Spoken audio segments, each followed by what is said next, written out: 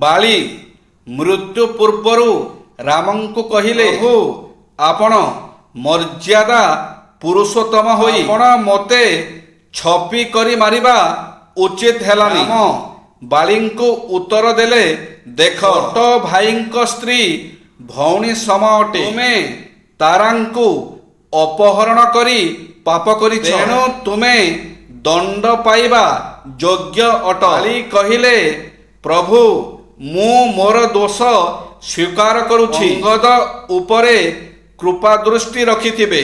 ବେଦ ପାଣ୍ଡିତ୍ୟ ଶାସ୍ତ୍ରର ନିନ୍ଦା କରିବା ସହ ଯେଉଁମାନେ ସଦାଚାର ବିଶିଷ୍ଟ ଶାନ୍ତ ମନୁଷ୍ୟଙ୍କର ବଦନାମ କରନ୍ତି, ସେମାନେ ବୃଥା କଷ୍ଟ କରିଥାନ୍ତି। ସେମାନଙ୍କୁ ମୂର୍ଖ କୁହାଯିବ, କାରଣ ଏପରି କରିବା ଦ୍ୱାରା ମହାନ ବ୍ୟକ୍ତିଙ୍କର ମହତ୍ୱ କମ ହୁଏ ନାହିଁ। ମହାନ ବ୍ୟକ୍ତି ଏବଂ ବିଦ୍ୟାକୁ ନିନ୍ଦା କରୁଥିବାରୁ ସେ ନିଜର ହୀନମନ୍ୟତା ପ୍ରକାଶ କରି ସମାଜରେ ନିନ୍ଦିତ ହୁଅନ୍ତି ଏବଂ ନିଜେ ନିଜର କ୍ଷତି କରନ୍ତି।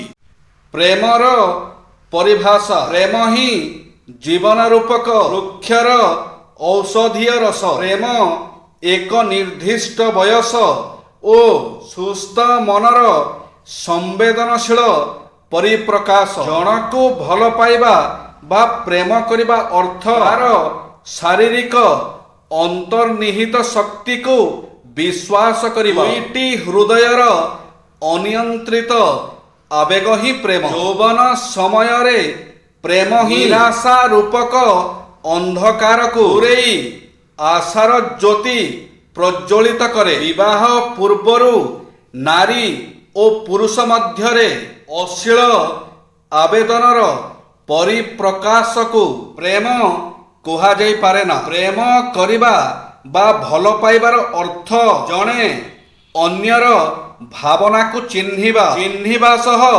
ଅନ୍ୟର ମନକୁ ବୁଝିବା। ନିଃସ୍ୱାର୍ଥପର ଭାବେ ମନର ମଣିଷ ପାଇଁ ଆତ୍ମୋତ୍ସର୍ଗ କରିବା ପ୍ରେମ ହିଁ ଶିଖାଇଥାଏ। ଭଲ ପାଇବା ଏବଂ ସ୍ୱୟଂ ପ୍ରକାଶିତ ପ୍ରକ୍ରିୟା ଓ ମାଧ୍ୟମ, ଯାହାଦ୍ୱାରା ଦୂରତ୍ୱ ହ୍ରାସ କରି ଅନ୍ୟକୁ ଆପଣାର କରି ହୁଏ।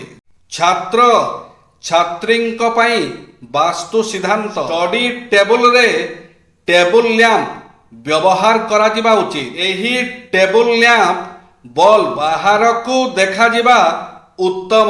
ଟେବୁଲ ଲ୍ୟାମ୍ପକୁ ଏଭଳି ପ୍ରୋଜେକ୍ଟ କରନ୍ତୁ ଯେପରି ବିଦ୍ୟାର୍ଥୀଙ୍କର ଚକ୍ଷୁରେ ଲ୍ୟାମ୍ପର ଆଲୋକ ନ ପଡ଼ି ସିଧାସଳଖ ବହି ଉପରେ ପଡ଼ିବ। ପଠନ ଗୃହରେ କୃତ୍ରିମ ଓ ପ୍ରାକୃତିକ ଉଭୟ ଆଲୋକ ବ୍ୟବସ୍ଥା କରାଯିବା ଉଚିତ। ବିଶେଷ କରି ପଠନ ଗୃହ ଓ ଟେବୁଲ ଉଭୟ ଅନ୍ଧାରୁଆ ନ ହେବା ଏକାନ୍ତ ଜରୁରୀ। ପଠନ ସମୟରେ କମ୍ ଆଲୋକ ପାଇ ଯେପରି ଆଖି ଉପରେ ଚାପ ନ ପଡ଼େ, ସେଥିପ୍ରତି ବିଶେଷ ଧ୍ୟାନ ଦେବା ଉଚିତ। ଏହା ଆଖି ଉପରେ କୁପ୍ରଭାବ ପକାଇଥାଏ। ପଠନ ଗୃହରେ ଟେଲିଭିଜନ ରଖାଯିବା ସମ୍ପୂର୍ଣ୍ଣ ନିଷିଦ୍ଧ। ଏପରିକି ନିକଟବର୍ତ୍ତୀ ଗୃହରେ ମଧ୍ୟ ଟିଭି ରଖା ନ ଯିବା ଉଚିତ। ଉଚ୍ଚାଭିଳାଷୀ ହୁଅନ୍ତୁ, ତଦନୁଯାୟୀ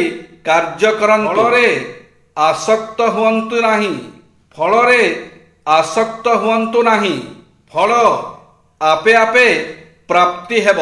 ଖରାପ ଲାଗିଲେ ବି ସତ, ପୁରୁଷକୁ ଧନୀ ହେବା ଆଉ ନାରୀକୁ ସୁନ୍ଦର ହେବା ବହୁତ ଜରୁରୀ ଅଛି। କାହିଁକି ନା ପୁରୁଷକୁ ଅସୁନ୍ଦରୀ ନାରୀ ପସନ୍ଦ ହୁଏ ନା, ଆଉ ନାରୀକୁ ଗରିବ ପୁଅ ପସନ୍ଦ ନୁହଁ।